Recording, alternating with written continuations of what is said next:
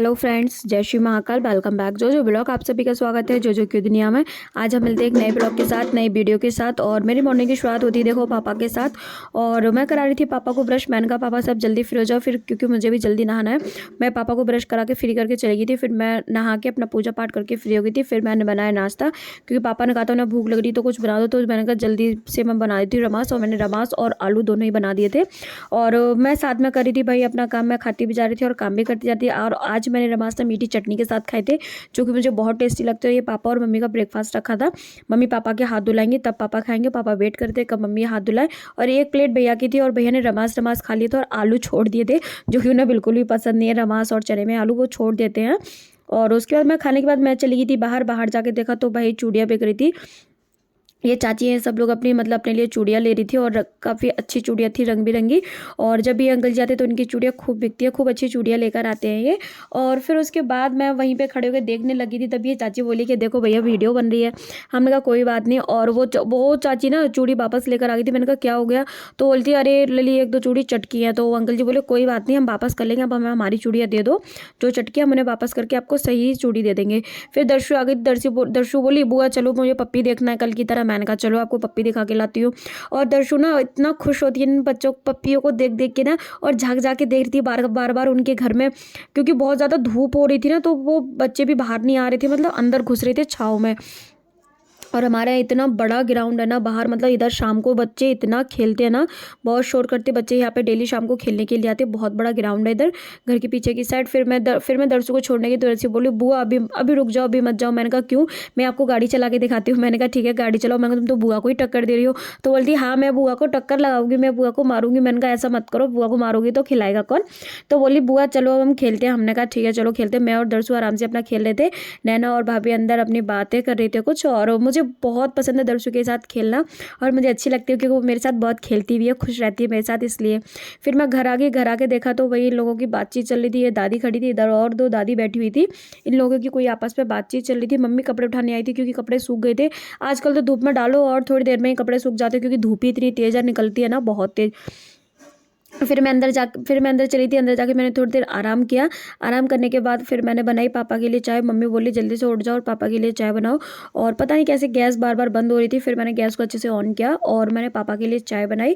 फिर क्योंकि आज पापा को मंदिर नहीं जाना था, आज भैया आए नहीं थे, इस वजह से पापा मंदिर नहीं जा रहे। पापा बोले पहले हमें चाय दे दो, उसके बाद हम वॉक करेंगे। चाय पीने के बाद मम्मी ने बोला वॉक कर लो, तो पापा बोलते हैं हम तुम्हारे साथ वॉक नहीं कर रहे, क्योंकि हमें डर लगता है तुम लोग के साथ। और उसके बाद पापा ने वॉक किया ही नहीं। और फिर मैंने पापा को चाय दे दी थी। पापा आराम से अपनी गर्मा गर्म चाय पी रहे थे। और पापा को आज भूख भी लग रही थी, इसलिए मैंने उनको टोस्ट मछली सब दे दिया था खाने को। मैंने कहा आप आराम से खा लो। और उसके बाद फिर मैं पी रही थी भाई अपनी चाय। गरम गरम चाय थी तो उसको फूक फूक के बार बार पीना पड़ रहा था। पता नहीं क्यों चाय पीने से, पता नहीं किस चीज़ से मेरे चेहरे पे पता नहीं क्यों पिंपल निकल रहे। मुझे चाय पीना बंद करना पड़ेगा। पता नहीं क्यों चाय मुझे सूट नहीं करी ज़्यादा। और मैं पापा से बातचीत करती जा रही थी और साथ में अपनी चाय भी पीती जा रही थी, क्योंकि पापा आज अकेले थे। मैं और पापा ही थे रूम में, आज भैया आए नहीं थे, इस वजह से पापा को मंदिर जाना नहीं था, क्योंकि भैया ही मंदिर लेके जाते हैं, हम लोग लेके नहीं जाते हैं। और तो मैं पापा से बातचीत करती, क्योंकि पापा भी अपनी चाय पी रहे थे, मैं भी अपनी चाय पी रही थी। और पापा को अकेला फील ना हो, इसलिए मैं उनसे बात करी थी।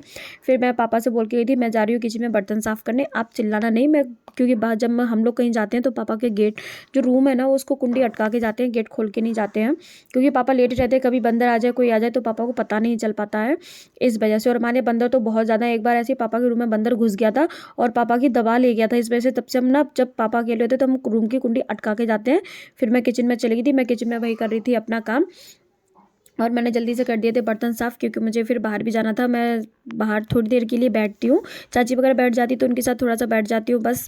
और उसके बाद मैं बाहर आके देखा तो भाई गोलगप्पे वाले भैया आ रहे थे। हम लोग अपनी बातचीत कर रहे थे, तभी थोड़ी देर में गोलगप्पे वाले भैया आ गए।